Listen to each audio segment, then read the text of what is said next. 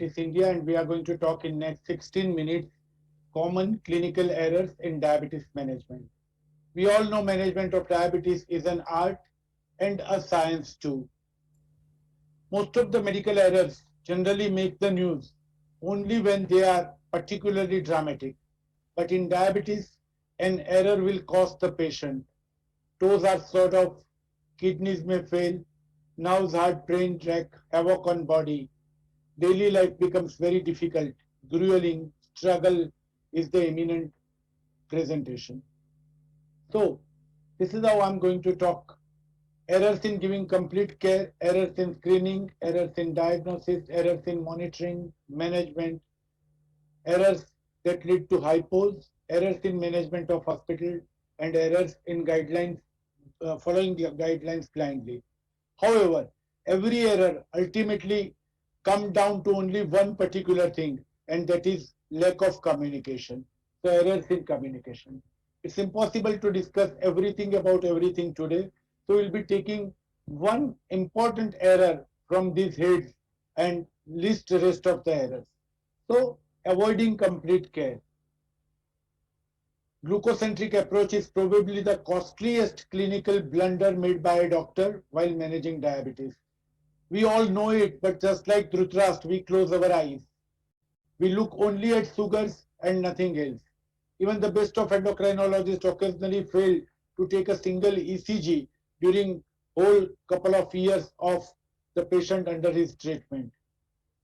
Not only avoiding complete care is a problem, even failure to convey this to the patient is also a big error, and both require to be performed diligently. Just like this Mr. 360-degree, the care given for diabetes has to be also 360-degree, the complete control. So what does it mean? To me, it emphasizes on ABCDE of diabetes management, very important. Remind the patient and remind yourself that blood pressure monitoring and control is easier done than glycemic control and monitoring. And both are equally important, and so is statin. Occasionally, we forget to tell the patient to monitor blood pressure to control it. So statin, glycemic control, and blood pressure, all three must be emphasized to a patient of diabetes coming to us whenever he comes for the first time, second time, or 10th time. N number of times he may come, but we must tell him that blood pressure monitoring and control is equally necessary, because diabetes is not a disease of blood sugar or carbohydrate metabolism only. Even improving upon this only error would change the lives of thousands or millions in the country. Errors in screening. Following screening guideline is absolutely fine, but occasionally we overdo or undershoot. We should remember that the middle line is the best of all. Extreme on either side is not advisable. For example, a patient on certain drugs which can cause diabetes, we need to screen them little quicker, or frequency may be little faster, 6 monthly, if the patient is above the age of 35 years. Failure to screen GDM after pregnancy, very important. Once the patient delivers, a GDM patient, and a couple of sugars are fine, we forget to convey and forget to screen the patient regularly. But the commonest error that we make is on the other side of the extreme, and that is go on doing blood sugars frequently. Just a month back we have done fasting sugar, postprandial, and HbA1c in a non-diabetic person. He develops fever and his sugar would be done. He develops diarrhea and his sugar would be done. He develops little bit of cough and his sugar would be done. Any complaint and we'll do the sugar despite the fact that we did it just a month back. HbA1c was also done. So it's a real wastage of resources. So errors in screening is on either side, and we should take care of taking only the middle way, and that's where we should follow the guidelines properly. Errors in diagnosis. Commonest mistake obviously occurs in the diagnosis of GDM, where we get confused with timing of screening, test employed, or amount of glucose to be given. We should select one of the guidelines and follow it diligently when we are screening a patient of GDA. Failure to repeat test in newly detected diabetes as per the definition. Remember, the definition of diabetes or diagnosis of diabetes is random plasma glucose more than 200 even on a single occasion in a symptomatic patient. There you do not require to repeat the test. But if the fasting plasma glucose is higher or abnormal, you require to repeat test after a week with some other modalities like glucose tolerance test or with HbA1c. So failure to repeat test in a newly detected diabetes is a must unless it is a random plasma glucose more than 200 with symptoms. Postprandial in our scenario, which we routinely do, is equivalent to random plasma glucose of ADA definition, and we should never forget it, that postprandial plasma glucose has still not achieved the reputation it should in the definition of diabetes from any renowned institution till now. But the most important and the biggest error that we do is we forget to tell the patient the definition of fasting and postprandial. भूखा पेट sugar करवा के आना, but the patient, the definition of fasting could be different for different people. They do not know whether they are supposed to take drugs in the morning, tea in the morning, or what does postprandial mean. So a 10-hour fasting, by 10-hour fasting means non-caloric fasting. So he can take anything which does not contain calories, right? And is routine drug. Same way postprandial begins with the first bite of food. Occasionally people take about half an hour to eat, and then the postprandial scenario completely changes if he has measured the time from the end of his food. So defining fasting and postprandial is very, very important, and conveying it to the patient is equally important. Errors in monitoring, plasma glucose monitoring, occasionally in type 1 diabetes or in type 2 diabetes during COVID era, during such pandemic, you require more samples per day. Especially post-breakfast 2 hours may be very, very important occasionally if you are not able to control postprandial sugars very well. There, look at the post-breakfast sugars. Same way, the method of performing SMBG at home is very important, and telling the patient about glucose sticks, how to manage them and how to conserve them is equally important. These are the very, very minor things which we miss and then end up in trouble for the patient and for ourselves. HbA1c variation most of us know, but still we have to keep an eye on anemia and pregnancy. The worst and the biggest blunder that we make is urine examination. We always forget to tell how to collect the specimen, especially in females. The midstream collection of the specimen makes a complete difference in the urine routine microexamination. Cleaning the local area with a saline swab is very, very important. Not to use any antiseptic drugs or local ointment before collecting the specimen. Very, very important. So these are few things, specimen collection. And then in females, we forget urine culture. Very, very important. So few things that we always forget while managing diabetes. And then most of us do not transmit this message of using heuristics and urine acetone levels at home, especially during sick days, where it is going to make a huge difference even to the life or hospitalization is mattered. Coming to errors in monitoring for complications. The patient is with us for 5 years and his retina has never been checked up. At the most, we might have told him to go for ophthalmic examination. He goes to a optometrist, get his numbers checked up, refractory error checked up, comes back, I'm fine, and we presume that he is fine. So retinal examination, conveying it to patient is very, very important. Now even in type 1 diabetes, the screening for retina has been the timing for screening for retina has been changed. Equally important is renal complication. We are ignoring feet completely. One of our colleagues always used to say that whether you touch the feet of your parents or not, you must touch the feet of your patients every time he visits you. Even during this time of the video consultation, we must explain to the patient and try possibly to look at the feet during video conference also and look at neuropathy. Cardiovascular system, as I told, we have seen so many good doctors missing out a simple ECG, forget about rest of the cardiovascular screening. That should not happen. In fact, we suggest now that before you start the treatment of diabetes, it is time for us to find out whether there is an established ESCVD or to look for the risk calculator, because now the guidelines suggest the treatment depends upon these two important factors. Same way, testing for autonomic neuropathy has been forgotten despite the fact that it requires only a simple ECG and blood pressure measuring instrument. And same way, we forget to ask about sexual dysfunction, especially in females.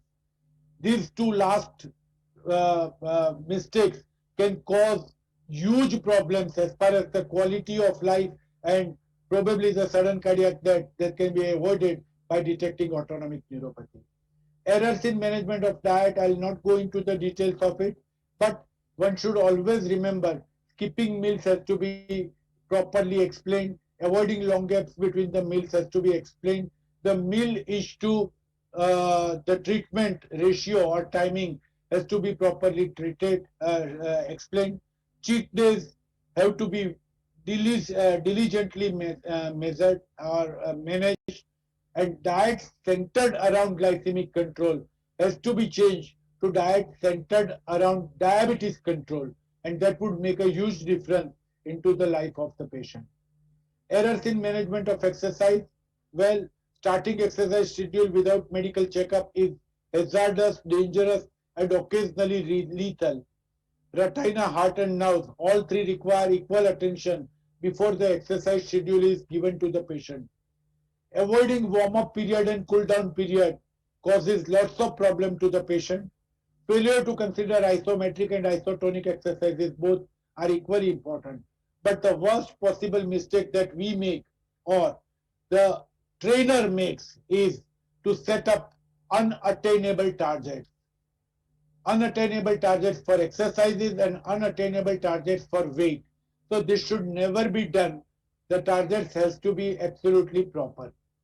Errors in management of medication could be huge, but commonest way by which we can avoid it by we should know the time of onset of drugs, the pathophysiological effects, possibilities of co-administration, because we have seen occasionally people make mistakes by prescribing gliptin with GLP-1 receptor agonist, which should not be done.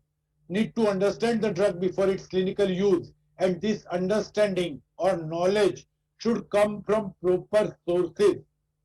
Unfortunately, in few countries, especially Asian countries, it comes from the pharmacist or pharma companies. Well, they are, I don't say that they are not knowledgeable, but the knowledge should come from a proper platform like Diabetes India. Need to know the optimum and maximum of any drugs, which will make a huge difference as far as OHA is concerned. But we have got a lecture on OAD after this, so I'll skip it. So again, this slide I'll skip because the next lecture is on OAD, but we should know the timing of medication also, and that would be very important. The worst mistake that we make during the management of diabetes with medication is forgetting about irrational combinations. Lots of irrational combinations, especially triple drug combinations, which are absolutely irrational. We should always find out which are irrational combinations and remove them from our prescription completely. Certain medication mistakes that we make are because of using abbreviation, where 4 becomes unit or unit becomes 4. So it should be proper, our handwriting should be proper, improper drug selection, missing the medication, irregular scheduling, a scheduling which does not suit a laborer or a coolie on the platform or a person who is attending meeting. So scheduling of the drugs should be proper. Polypharmacy, drug interaction should be avoided. Look-alike or sound-alike drugs, there are so many now that one should try to avoid them and do not give verbal or telephonic orders. Weekend syndrome, which we have witnessed a lot. A Saturday evening last patient coming to us and we just move the prescription beyond and write down some drug. We forget to look at the list of the drug that we had prescribed previously, and that ultimately leads with 2-sulfonylurea from the same group going in the patient. And ultimately we say, oh, did I do that?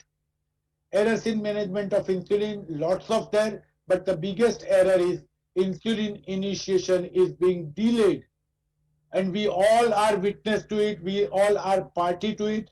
This is something we all must learn. Starting insulin time, of course we can later on wean it off, but there has to be a time. HbA1c more than 9, you can start with OAD, but at least add insulin, start with it and then withdraw it. Errors in management of hypoglycemia. Most of us have forgotten the rule of 15 completely. We must remember the rule of 15 and follow it diligently. Most of us have forgotten the definition of hypoglycemia and what is assisted hypoglycemia, what is severe hypoglycemia. Drug-induced hypoglycemia, preventable, but we never give thought to it. Hypo in type 1 requires CGMS, we hardly use it. And the last one is symptoms of hypoglycemia. There are so many patients presenting with rare presentation of hypoglycemia, but we never give thought to it.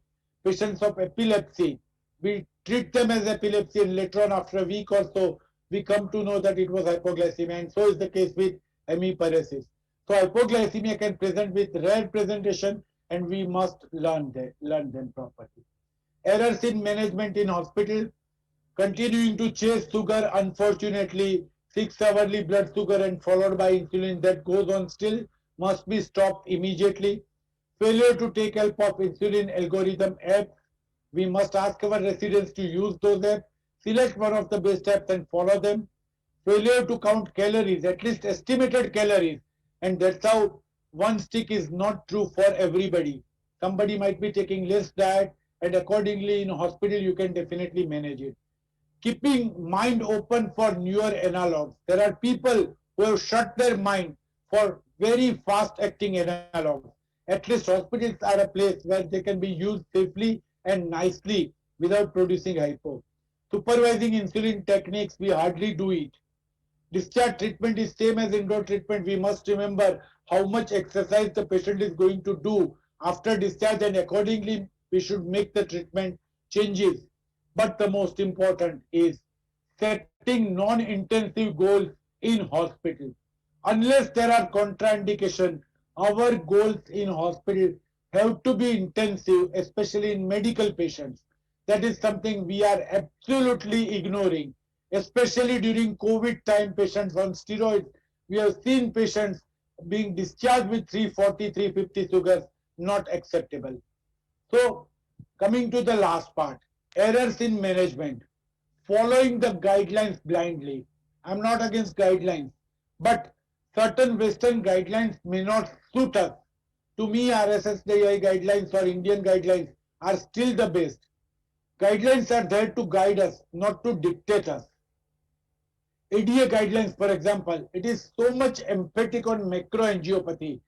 But when you follow the ADA guidelines, suppose a patient of 45-year-old male having BMI 24 comes to you with neuropathy during first year of detection of diabetes with HbA1c 8.7 without nephropathy, there is no sense in starting or following these guidelines because these guidelines have forgotten probably the microangiopathy.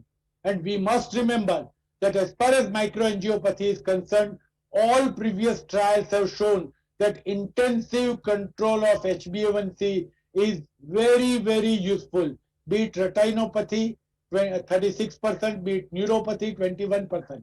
So still intensive control is needed where sulfonylurea or some other drugs may be useful. Again, I am not against SGLT2 inhibitors or ADA guidelines, but in selective patients, occasionally guidelines may fail, and therefore we should use the guidelines judiciously, and that is where the problem occurs. But last slide, errors in management, and the worst error is communicating everything to the patient. We know everything, but we fail to communicate these things to whatever I have suggested to the patient. This causes slips and lapses in the management. So the key component is education through communication. The answer from most of us is we do not have time.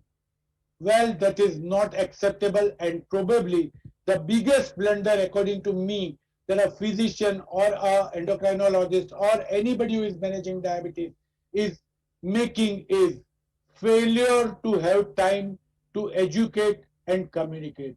You may use your resources, but you cannot argue that I did not have time. So failure to set unrealistic goals. To err is human, but repeating errors is inhuman. Learn from the mistakes. Thank you, Diabetes India and Dr. Sabu.